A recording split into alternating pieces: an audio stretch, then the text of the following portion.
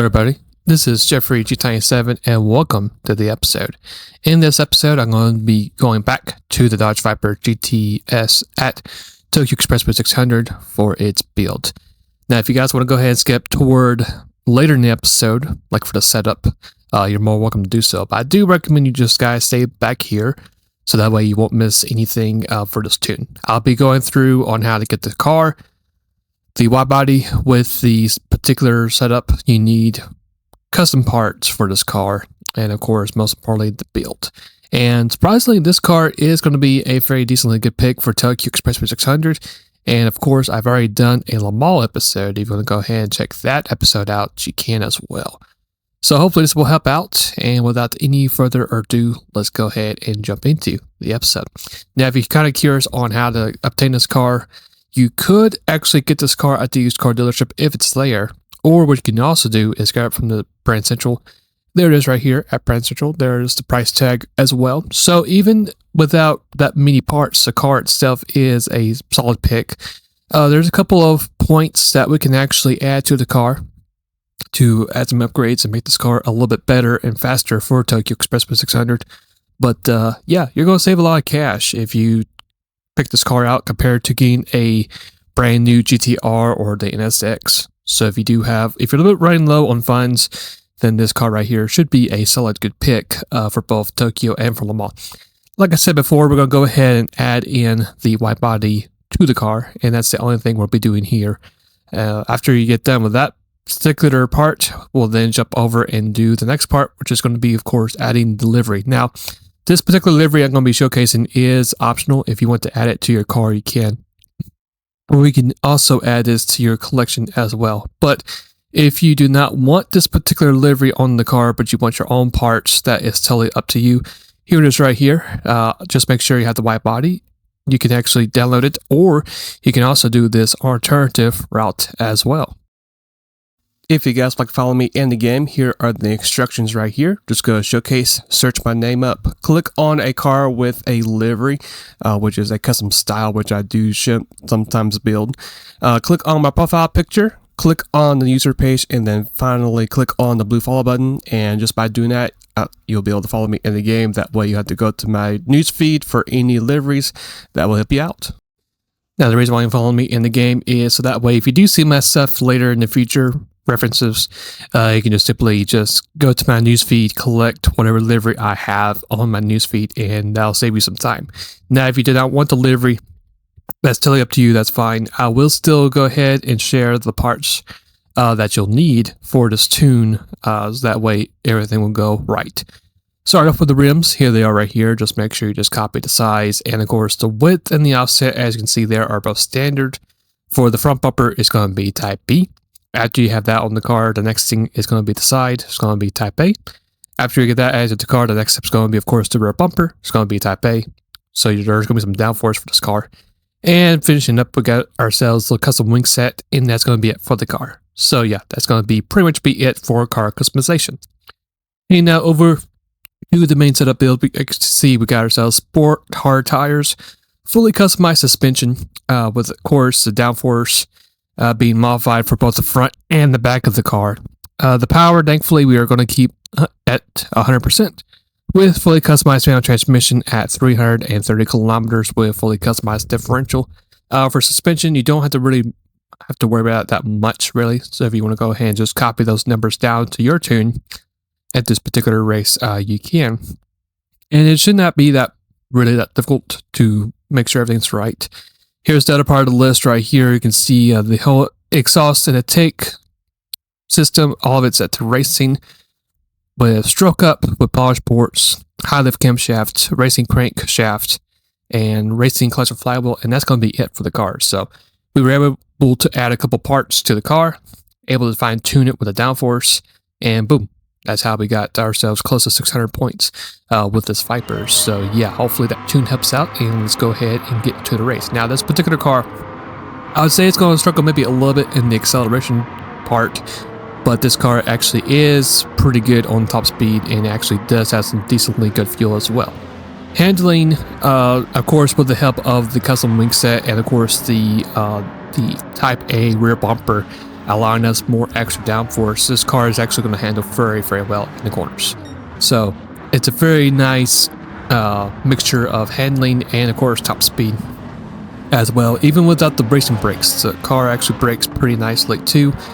As you can see, as we get through this double right hand turn, we're going to find ourselves right in P6. So now we can focus on charging after the GTR, the classic Impreza, the Ria Mia, the classic Supra. So far it's a good start for us with this particular run. And I'm thinking this car overall should be a really, really good car for this track as well. So let's go ahead now and let's go and change some views into the interior.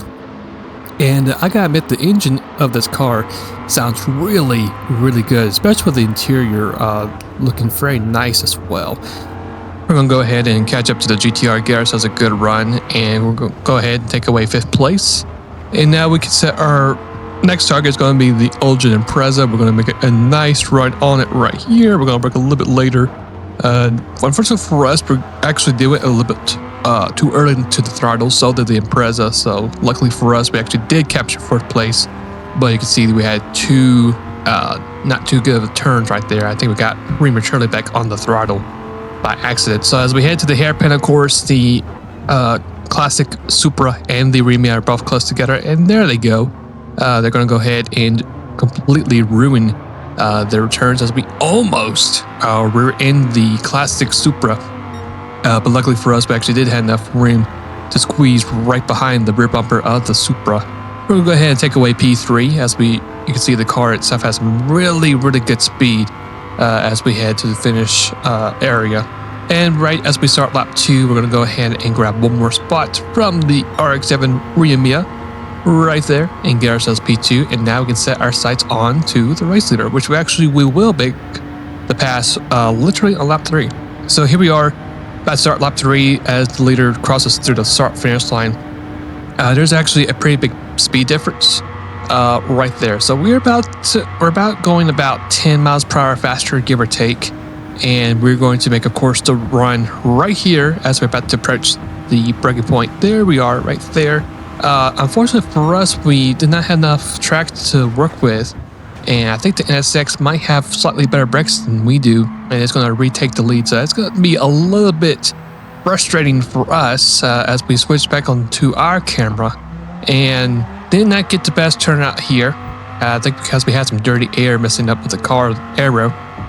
But luckily for us, as we start Sector 2, which is of course my favorite sector through the whole entire track, we're going to gain a lot of time, and this might also open the window for us to retake the lead. So as we follow along with the NSX, we're going to make a lot of time through here, a lot more than the AI. We're going to get a nice run, force a little bit wide, and just like that, we're going to go ahead and retake the lead, and this time we're going to keep the lead as well.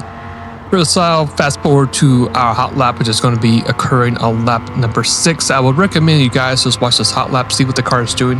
As you can see on the screen on the right side of the lap times, this car does have some really good pace, hitting a couple of 207s. So I'll let you guys watch this hot lap, and I'll be right back for the rest of the race.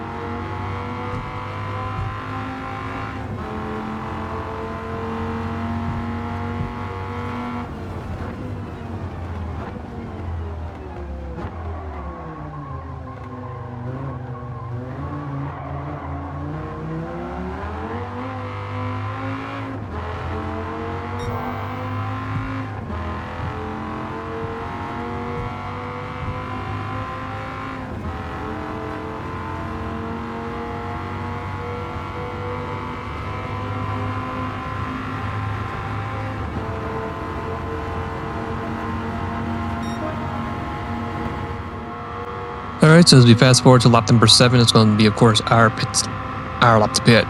For this particular pit stop here, all I'll be doing here is refilling the car with fuel. Now, unfortunately, for the replay cameras, it does not really show you exactly where to stop refilling. So I recommend just look at beside my username and just go by the fuel on the right beside the American flag or the tire logo and just go by that. And hopefully that should give you enough fuel, hopefully.